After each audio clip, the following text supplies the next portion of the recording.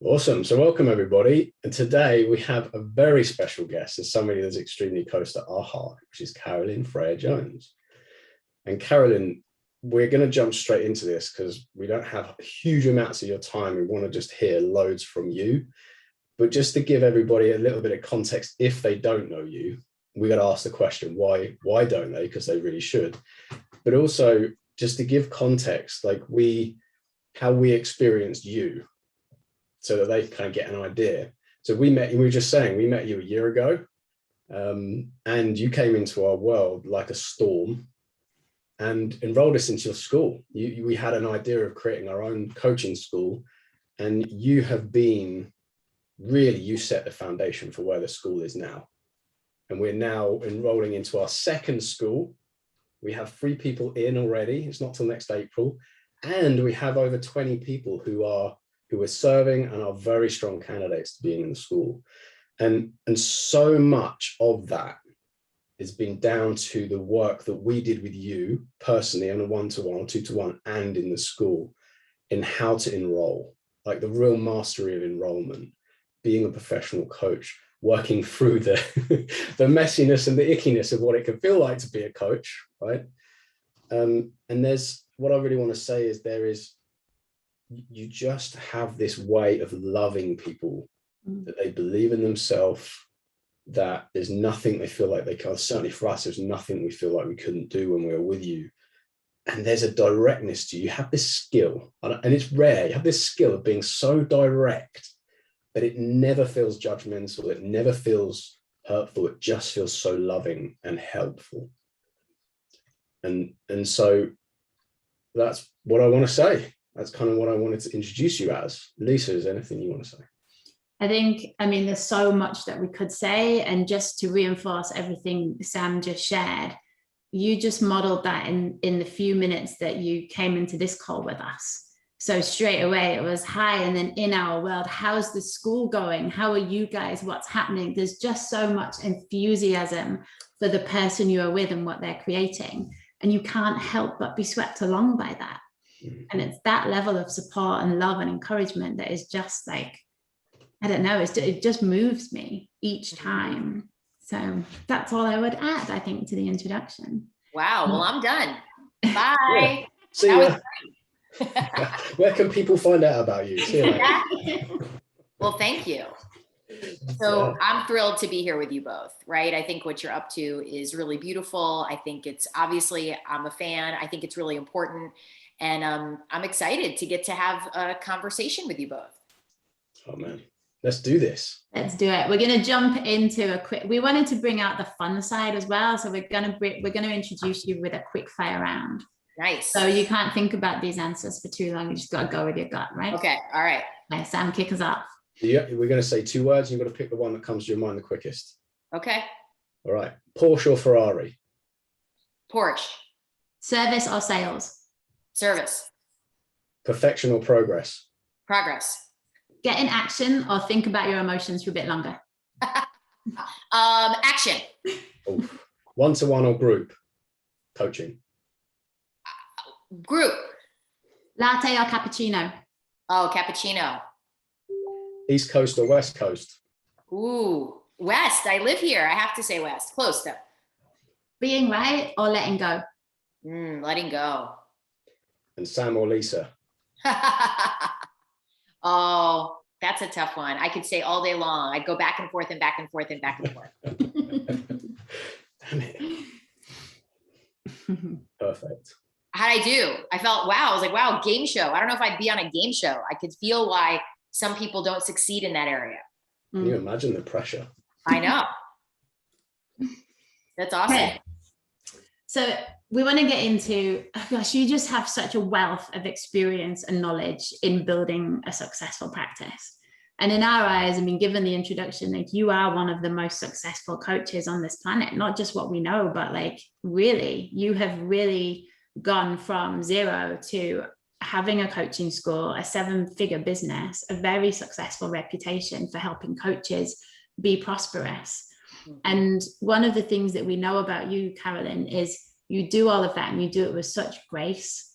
So no matter what's going on in your life, there's still this utter like dedication and commitment to the industry and to your clients who you serve. So can you just share a little bit about what it takes to become really successful in this world? Well, it's interesting. As you were sharing, all I kept thinking about was, well, really the only thing I did was I hired a coach. Like really, in some ways, that's where it all began, right? And that seems like such a simple thing, but as we know, it's really not, because the decision to hire a coach can be one of the most momentous decisions a person makes. Maybe not after they've done it once or twice, but certainly the first time. And in some ways, I had no idea what that would mean. I had no idea that hiring Steve Chandler, way back when, would have such a profound impact on who I was going to be as a person, as a professional. I wouldn't have even called myself a leader back then. I certainly had aspirations to that, but that did not mean in the world of professional coaching. So, to me, when you say success, Lisa, obviously I'm thinking about it in two ways, right? There's my internal success, like meaning my own level of fulfillment and ability to navigate my life. And then there's external success, which means I make a good living and I get to do the things I want to do and create my life the way I want to create it. So I always, when someone says success, that's how I relate to it. Mm-hmm. And Steve really had the biggest impact on both. I mean, you both know, prior to Steve, I went to the University of Santa Monica. That's where I earned a master's in spiritual psychology. That was life-changing. I mean, that really put me on the path, to very much my own inner fulfillment shifting. I was a victim before then. I was, not always, but I was unhappy a lot. And prior to USM, I didn't know that life could be as good as it can be, honestly. So to me, my success, first of all, is it's a practice, right? Because I could drop away from all of this in an instant. I won't, but I could, right? As the president of the University of Santa Monica, Ron Hulnick, and I so appreciate this quote. He says, "The world is designed to put us back to sleep." It's designed to, not because it's mean. It's not like the world is mean, but it's like it's neutral. So the world is designed, right, to get us to fall back into a lull of anything, complacency, maybe disturbance, maybe whatever. But I could get sleepy. I'm like everybody else. I can fall asleep at the wheel and forget how to run my business and maybe not be in conversation. It can happen to any of us at any moment. So to me, my own success requires, to the best of my ability, staying awake to who I want to be in the world, and staying awake to what I want to create, and staying awake to there are people to serve. Would you say, Carolyn, that it's that coaching has helped you with? Which part? Like the staying awake piece. Yes. Oh, yes. Yeah. Oh, yeah. Because, if I'm going to be talking to Steve Chandler every 2 weeks or so, I'm going to it's like I want to get the most value out of my time, and it's important. Right. And I think that's an important piece for coaches. It's like, it's one thing to work with clients. It's another to remember that we have our own material to keep mining. We have our own progress to keep making, inner and outer. Yeah. I love that, because it seems to me that there are going to be some people listening to this that are like, I really want to get a coach, but they're on that kind of precipice. It's like, oh, it's a lot of money, or I'm not sure. So for context, if you got anything comes to mind that you remember the coaching being really transformative with, the thing that stands out to you, like, yeah, this is why coaching is, I just invest time and time and time again. Do you want recent or way back when? Whatever comes to mind. Like, you can choose. You have free reign, Carolyn. Wow. Feel so heady with the power.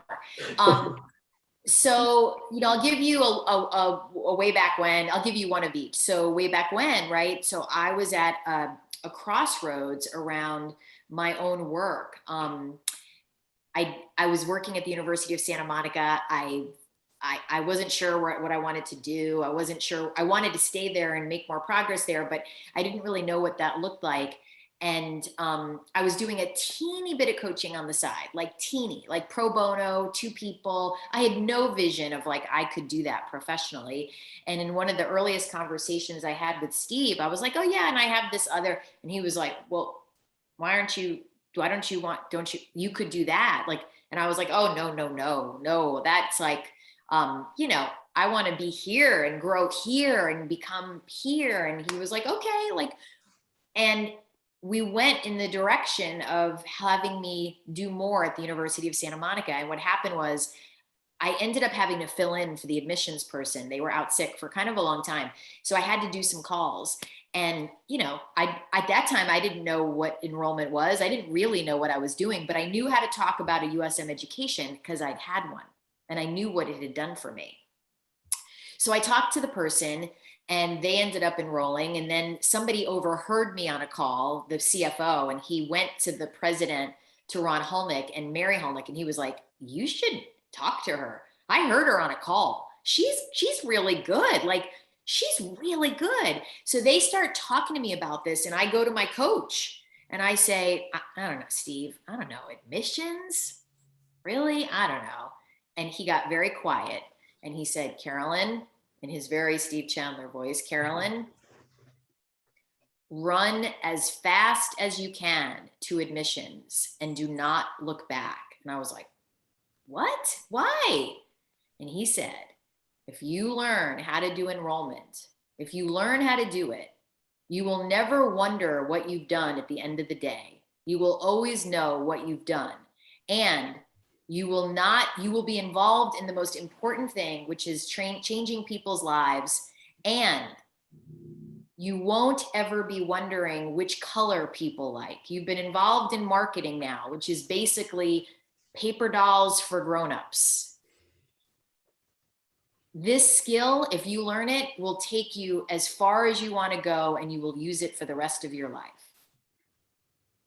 I thought, that sounds like a good idea. Now we could go, wow, he was so directive. He told you, Carolyn, and we could all go, yeah, he did. Now, does Steve always do that? No. So that's the beauty, number one, of coaching, right? Coaching can look a lot of different ways. And yes, is the essence of coaching assisting someone in discovering their own answers? Absolutely. But that was pivotal. And when Steve didn't say, and you have to do what I say, he was being true to his own inner truth in that moment. He said exactly what came to him. And it was one of the most important conversations of my life, as we know, because look, we're sitting here today, right? So that was one. And that was just him being so clear in what the potential was in learning enrollment. Really, that was the main message, right? If you learn the skill of enrollment, it will serve you for the rest of your life. Mm-hmm. And that's an amazing, look at that. That's so amazing, right? And then we ask ourselves when someone says, oh, but the cost of coaching. So Steve made that one sentence, right? Or two in what? Less than a minute, maybe 90 seconds. Now we could go, well, what was that worth? What was that worth?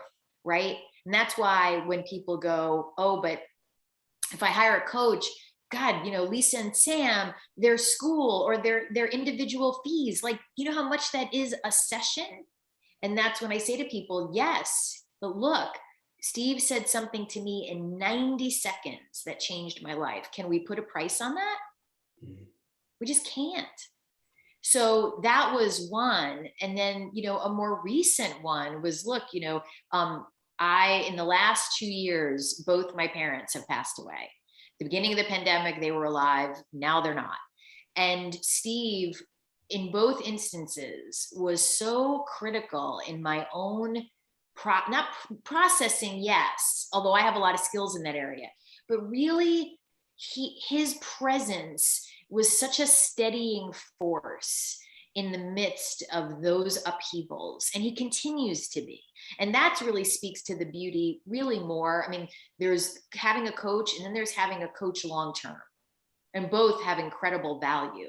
I've been someone who's had a coach long-term. That's not a requirement, but there's such a steadying force to having a coach in your life where the relationship is deep and intimate.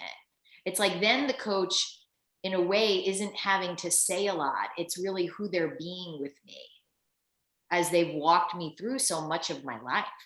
So to me, those are two really good examples. One that ended up in an outer huge shift in my life and continues to ripple to here, to us. And then more of an inner, right? Like his steadying presence, as that I went through that and continue to go through that as I continue into this new phase of my life is just, again, priceless. Long answer. I apologize. But so much in there to hear, for people to have be a part of their practice and their choice of having a coach. So much in there.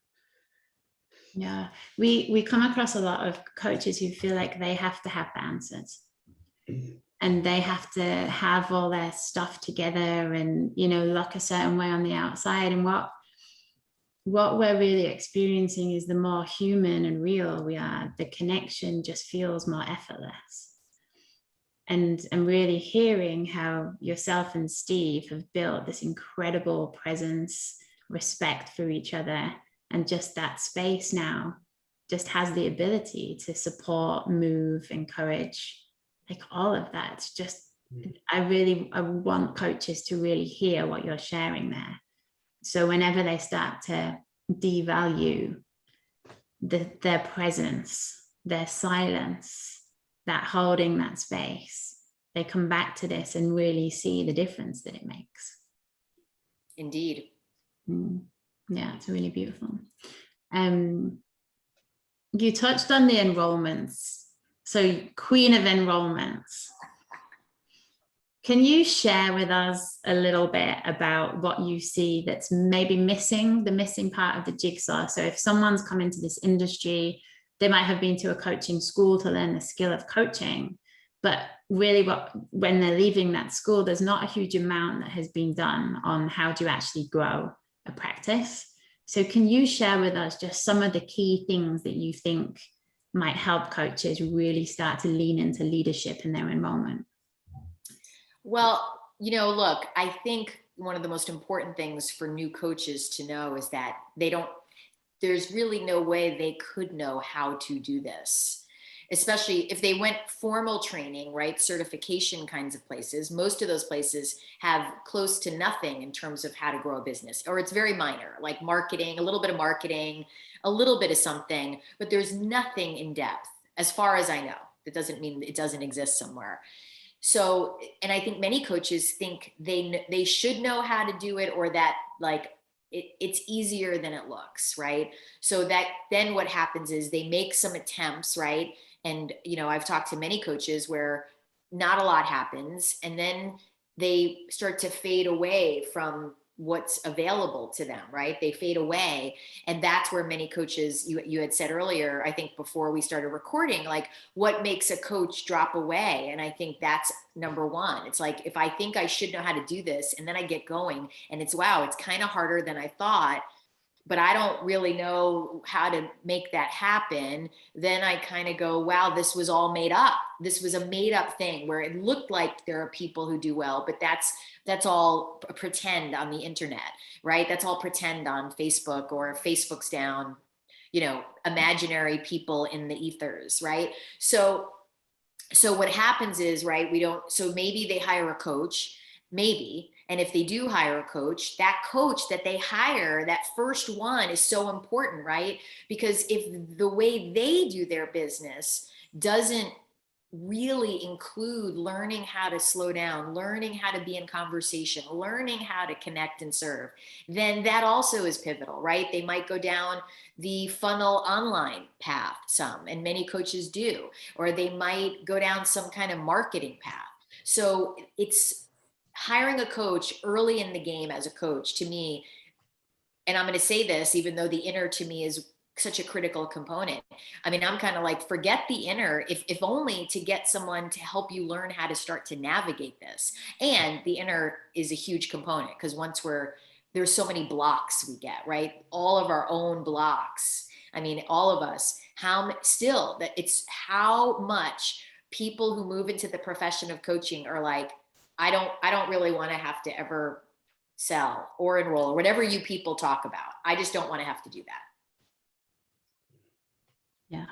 Yeah, I think of those words have come out of my mouth as well. Like if someone could just do this bit for me so I can just do the coaching, that would be great. And actually it was whilst we were in your school, and Amber, one of your faculty members, shared something like, it's so empowering to know how to create wealth whenever I want to. That's right. It's like, why would I outsource that? Exactly. And to me, that's so for a new coach to be, and I think that's really an opportunity in the industry, that there starts to be more of a narrative like, no, you're not going to know how to do this. I mean, if you come from a background of business building, maybe, right? There are coaches who come out of it and they're less afraid. They're more like, oh, I need to learn how to do this over here. And often they're more open. But if they don't have anything like that in their background, there needs to be more narrative like, well, of course you're not going to know how to do this. And this is something to be learned. And you said something really important, Lisa. It makes us a better coach to learn. Like you said, why would I outsource that? Why would I outsource learning how to create my own income? Because there's so much to be learned internally. We get strengthened, right? Like who we are as people changes as we learn how to do that. Yeah, and that initial proposal, the connection, the conversation, that's all creating the coaching container, right? It's what strengthens the coaching. And I always remember, if the same for me, Carolyn, when I first started out, I was like, how do I get clients? Like, how do I get clients? So I tried everything, right? And it wasn't until I started to really see like, oh, conversation, serve, like, don't get them, like create them. And it completely transformed things, because so many coaches come out of coaching school, and we see this a lot. It's like, I don't want to do the marketing. I don't want to do that. I just want to help people. That's what I got into this for, So I think it's so important to hear that.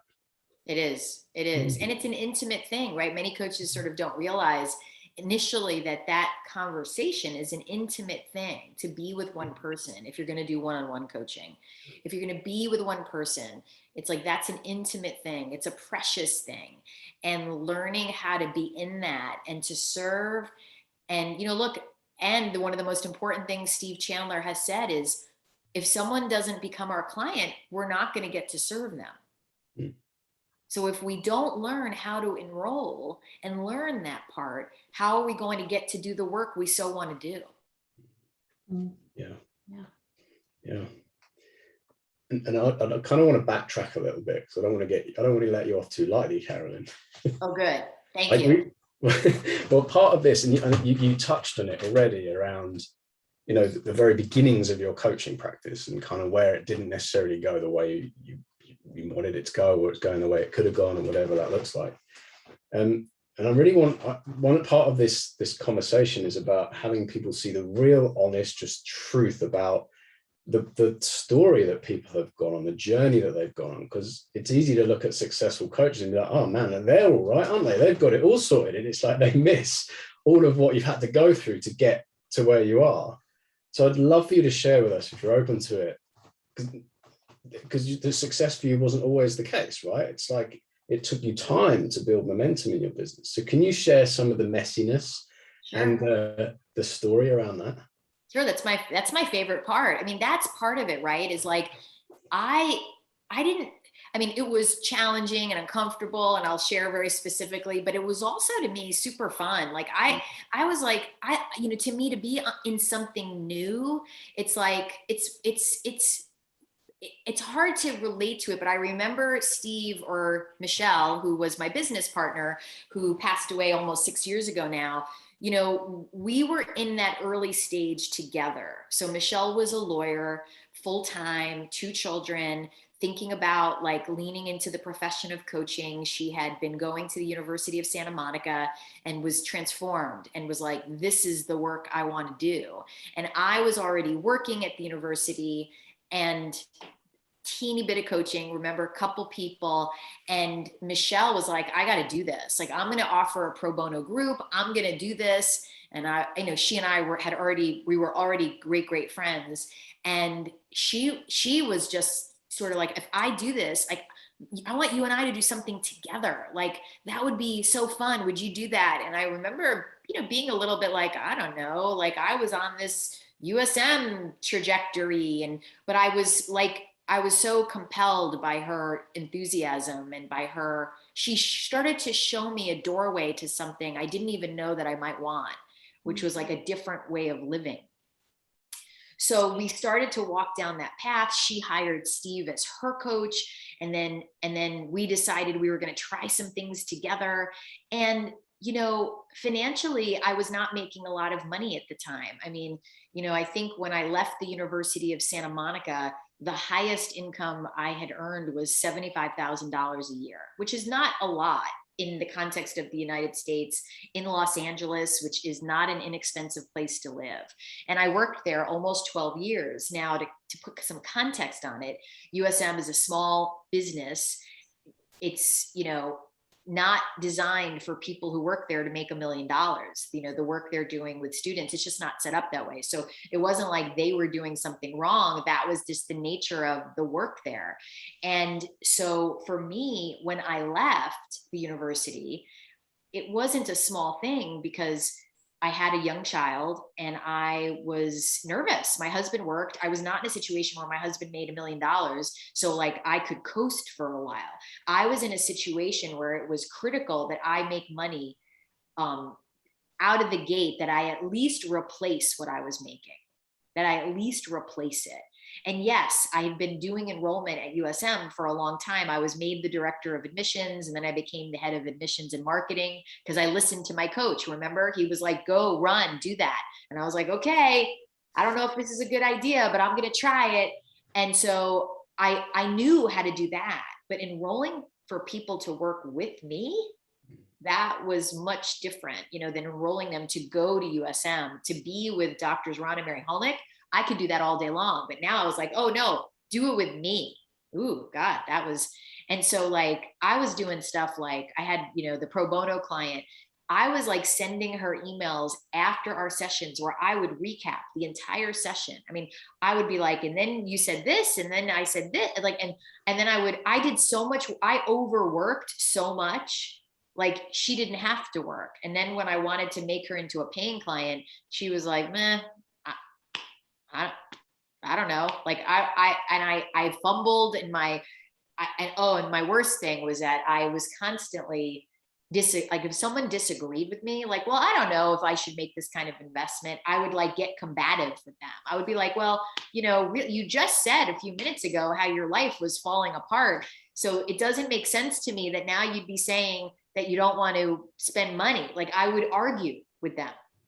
And that doesn't get clients. Just this is a big, like, hopefully this is like big news flash. Arguing with people does not get clients. They don't like it for some reason. They don't want to be like argued with. And I was really good at arguing. Like Steve would say to me, Carolyn, you might have missed your calling as a lawyer. Like, what is going on? What are you doing? So I was argumentative. Like I didn't like when they disagreed with me about enrolling. And one of the things that I was my ego got in the way quite a bit. So like if someone said they didn't want to work with me, I took it personally. And I was sort of like, what's wrong with them? Like their life's a mess. Like they need a coach. And so I would get angry when enrollments didn't occur. And, for me, there was two things that happened that was both really hard, but also really helpful. So Michelle left her job at the same time I did. So we both went off. We're going to do individual coaching, each of us, and then we're going to do some joint work together. Now, Michelle was like one of the warmest and most effusive people you could meet. So she loved meeting people and she loved connecting. And I like being with people, but from the place I was in then, I wasn't the way she was. So she was like conversations on her calendar. And I'm like, I'm by myself, like, oh crap, I better like game on. Like she's been at this for far less time than I have. And I'm not connecting the way she is. So there was both this discomfort of the person I was partnering with was I was jealous, I was frustrated, but I was also like, it was also not a bad thing to have someone in my world who was getting on the court and doing it. But I had to work with, well, who am I? Because I'm not Michelle, right? You know, and at the same time, I learned so much from her, but I wasn't her, right? Who I am is different. So I had this struggle going on of like, how do I do this? How can I catch up to her? Because frankly, she was really in the game in a bigger way than I was. But how am I going to do this in a way that works for me? But I also needed to start taking some action. Action is everything in this business. It's like, that's where we can't, you know, staying. I saw a funny thing the other day. It was a sweatshirt or a t-shirt and it said, hold on, let me overthink this. Which I thought was fantastic. Hold on, let me overthink this, right? And so as professional coaches, that will get us into the land of nothing is happening, right? No conversations on our calendar, and self-doubt, all those things, which I had a lot of. But I had a coach who helped me continuously get out of it. That was the saving grace. Because if I had been doing that alone, there's no way. Like I look back and for people who are trying to do it on their own, I'm like, you know, hey, that to me seems like just torture. Like, oh my gosh, you've been doing that alone. And for those who have had a little bit of success, I'm like, that's amazing, because that's not an easy thing to do. Yeah. When you're on your own, it's so easy for the doubt to creep in as well. And just everything that you do, you're questioning, is this what I should be doing? Is there something else? You kind of go to like, what's the quicker route here? And you end up just spreading yourself so thin or trying lots of different things, but not really giving yourself permission to stay like with the thing, right? Like the invitation, the connection, the conversation, the coaching experience. That's for right. It to, long enough for it to see this is the way, this works. That's right. Yeah. There's something about that. Is Rich Lippman that talks about, there's something about that exponential curve as well. Something we can reflect on our journey with you, Carolyn. And with our coaching generally, like we had some progress, right? So I had some progress, but I didn't want some progress. I wanted proper progress. I wanted to know that I was on a much faster trajectory than that. So it's exciting, it's fun, it's like how I want to live. And every time we've had some coaching, it's like boom, you can see it whack straight up. There's just something that happens in that coaching container which allows for that kind of upward curve. And I think you've already covered it.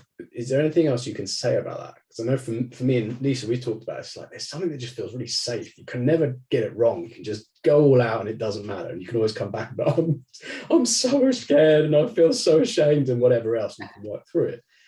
But is there anything for you that you felt like with Steve that's really allowed you to feel like you're just going all out?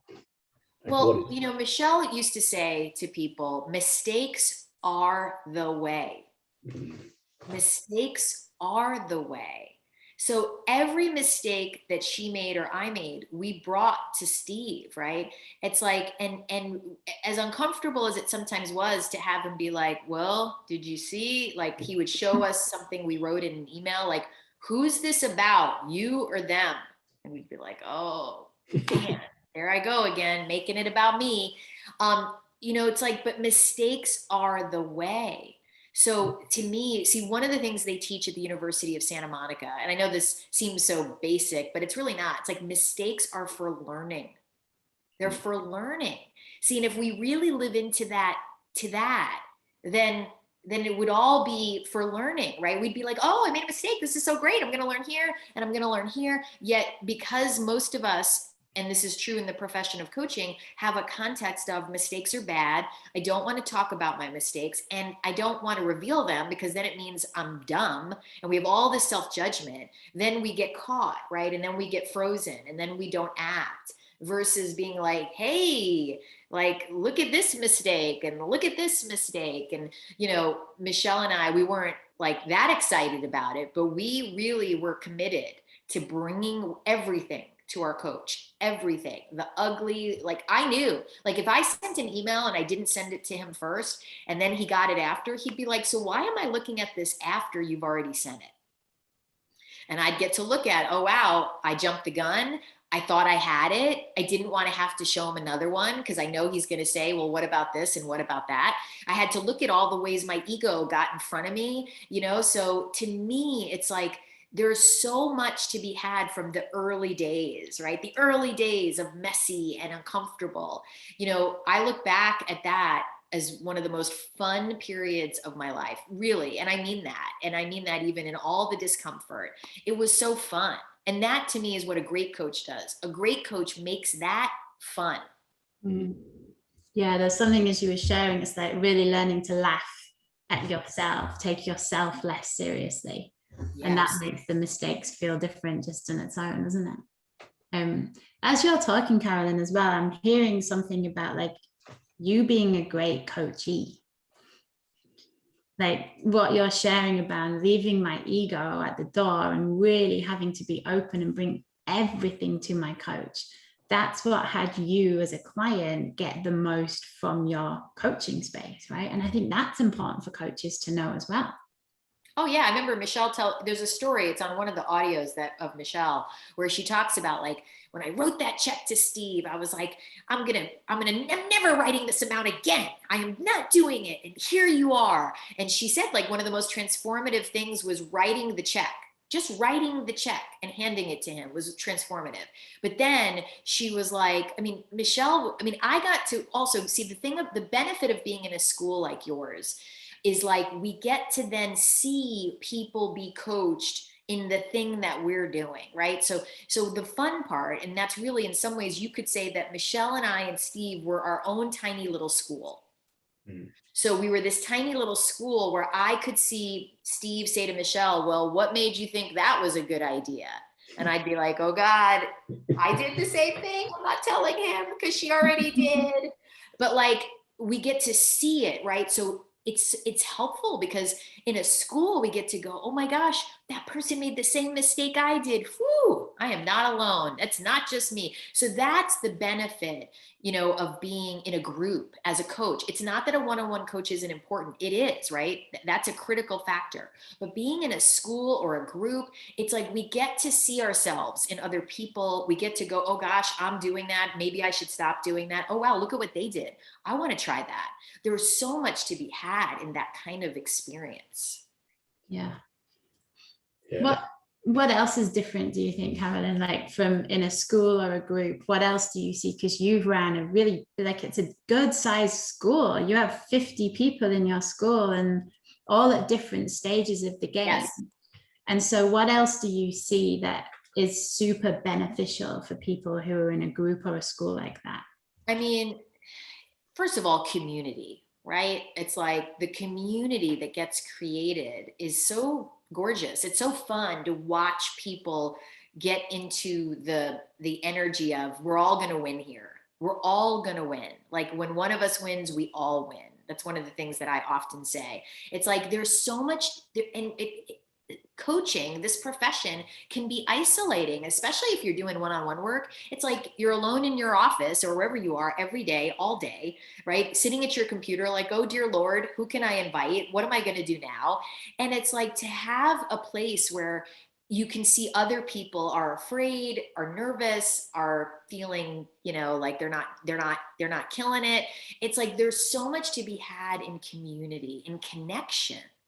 Right? It's like, here we are encouraging our clients to connect, to grow in their lives. And for us, I'm a big fan of community, so to me, there's so much to be gained, even for coaches who are like, I don't like being with people other than my clients and my coach.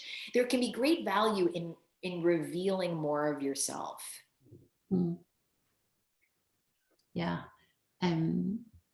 One of the things I just want to share, one of my experiences of being in the group with people at different stages, there's so much learning from the people who are further advanced in how many years they've got in the game or the fees that they're charging or what their calendar looks like, which is obviously incredible because it's like, this is what I've got to come. And it's so helpful to know that now, but also such a reminder of the basics. Oh gosh, yeah. And the amount of time Sam and I stopped ourselves and we're like, we've forgotten the basics here. Let's just get back to basics. Let's stop overcomplicating everything and keep it simple. And that was such a gift to see that, like just the gap conversation that we then started bringing back in. It's like we've totally just forgotten about this. We're not doing this anymore. It's so helpful for the clients. That's right. That's right. And when you have a group, right, it's like people get inspired by other people. I might get inspired by someone who's newer than me. I'm like, wow, they're so curious. Look at them. I've forgotten that curiosity is such an important part. Or I'm inspired by someone who's ahead of me. I'm like, wow, they're so relaxed. They don't seem anxious about making money anymore. How do I become like that person? Right? There's just so much richness to be in a group. Yeah, there is. Yeah, and one of the things that I hadn't seen coming from being in the school was the affirmation. It's like, oh, I'm doing all right. Yeah, exactly. Doing really well here. And then that switches something. It switched something inside of me. It's like, oh man, let's go. Like there's another level here, another level. And look, as you both know, right? I know this, I see it for me. There are coaches who make friendships in my school, in your school, and those friendships carry them for the rest of their professional lives. These people become important people in your lives, right? And that's an amazing thing to develop professional relationships like that. That is everything. Like to me, this profession would not be nearly as much fun if I didn't have great colleagues that I could spend time with and hear how it's going for them. I mean, those friendships are very important in our professional lives. Yeah. Yeah, me and Lisa have really seen that in our partnership, haven't we? Like it's that analogy of when you, I always remember someone sharing this with me, you have like a fire full of coals, and if you take one out on its own, it goes out really quickly. But if you keep them together, they stay alight for a lot longer. And it's a similar sort of thing. It's like keeps the heat, it keeps the fire. There's something in that, isn't there? That's right. That's right. Yeah. So, I mean, to me, even for the shyest, quietest coach, and that's a valid thing, right? You don't need to be loud. And, you know, I was doing an interview with Devin Bandison, who you both know, who teaches at my school, who's a great coach, and he's super charismatic and funny and dynamic. And I always say when I'm with him, hey, you don't need to be like Devin though. I mean, there are very powerful coaches who are quiet and even shy, and they can make an incredible living and make one friend in the business that is just someone that they're connected to for the rest of their lives, right? Like this is not about like these interviews, right? They're great, but it's never about like, oh, I need to be like Sam or Lisa or Carolyn. Yeah. We get to find ourselves. That's the other thing that's great about this profession. I don't know if dentists feel this way, but as a coach, it's like coaching is a incredible profession because we can discover more of ourselves through the profession. Yeah. And you touched on that, right? When you were saying about Michelle, it's like, but I wasn't Michelle. And it wouldn't work if I was trying to be Michelle. The connection just wouldn't be the same. True. Yeah. There was one thing that was on my mind to share with you, actually, Carol. It's quite funny. One of the things that we had so much out of coaching with you was you helping us uncover our blind spots, because we just don't see what we don't see, right? And something in you shared reminded me. I remember me and Lisa put this message together for someone, and we were like, we have nailed it. We put everything that Carolyn's taught us, man, we put it in here, and it's going to smash it out of the park. It's going to be in the school, and it's going to be amazing. And we sent it, and crickets, nothing.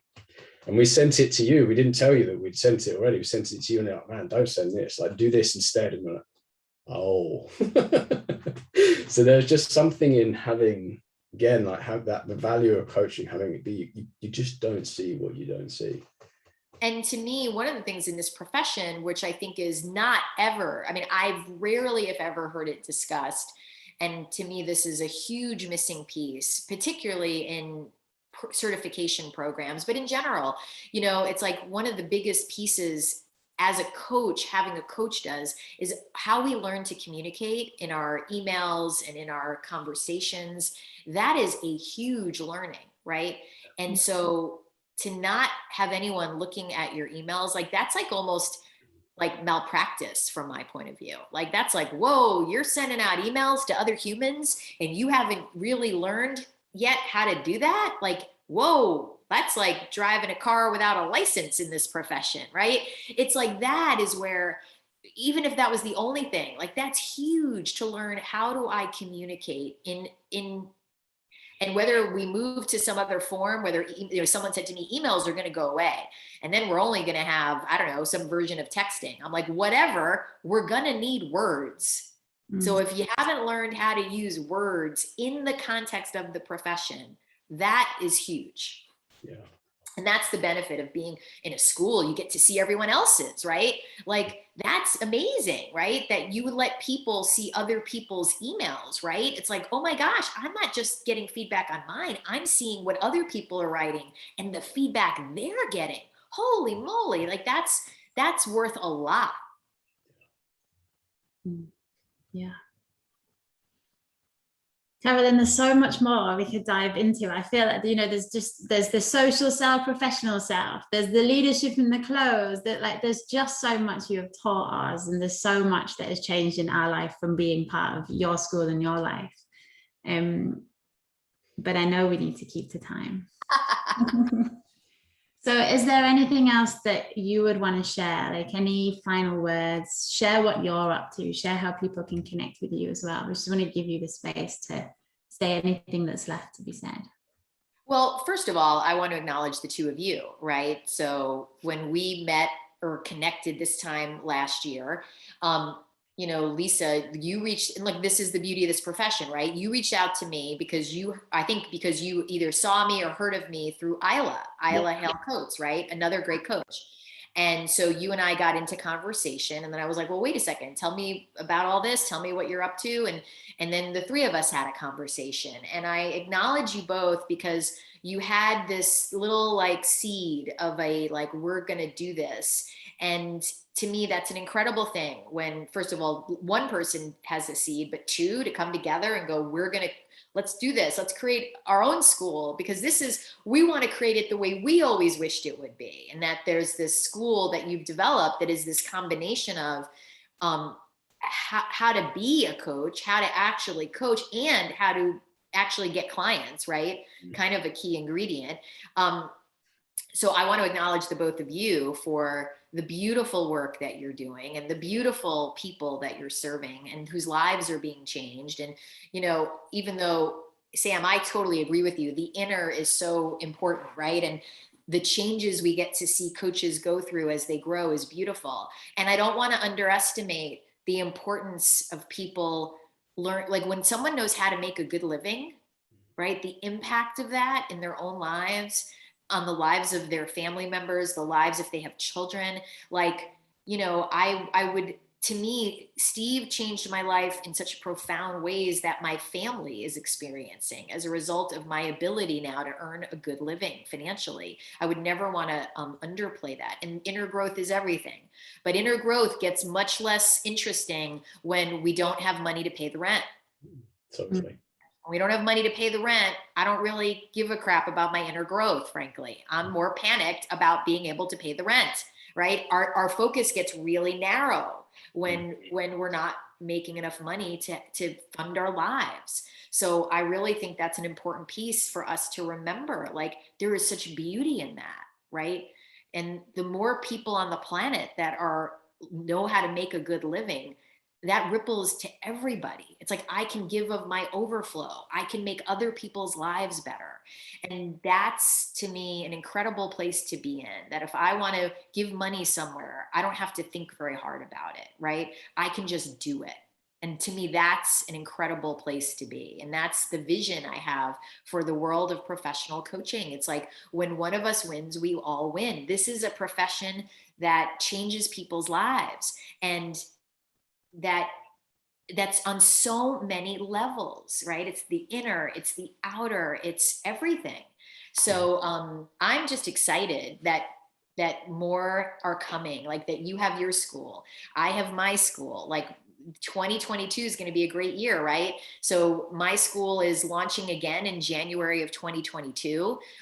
We already have over 35 coaches in the Facebook page, bringing their emails going, oh God, what did I do wrong? And we're having fun. So that's all happening. And I'm excited about some other things, some other projects I'm involved in. The book that Michelle Bauman, my business partner, started is almost done, that I'm finishing. It should be published in early November. And it's called What If This Is the Fun Part?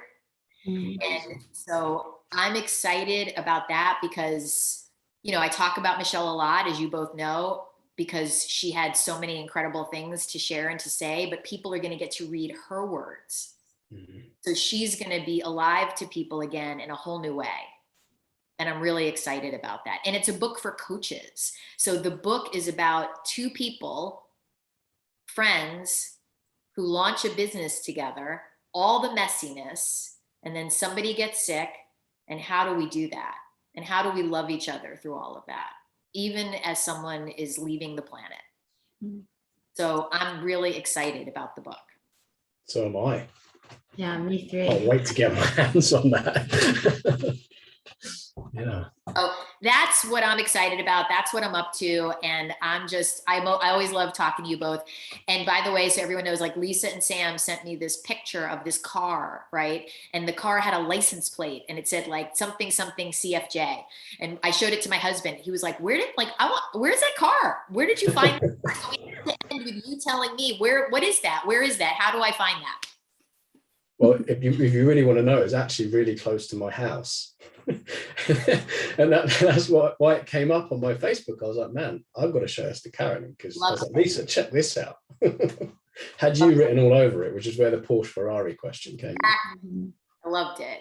So I love both of you. I so appreciate getting time to talk with you about just this great profession that we're in. And I'm just, to all the people, like, you guys have something that's really helpful to people and helpful to coaches.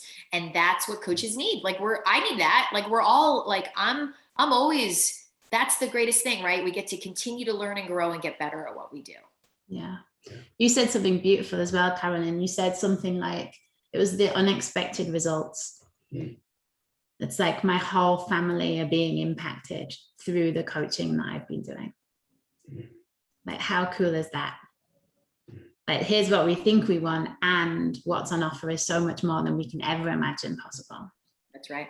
Yeah, it's wicked. Thank you so much. It's always an honor. It's always fun to hang out with you. We really, really appreciate you. Such a pleasure. You both. And here's to everybody's lives, right? Yeah. That.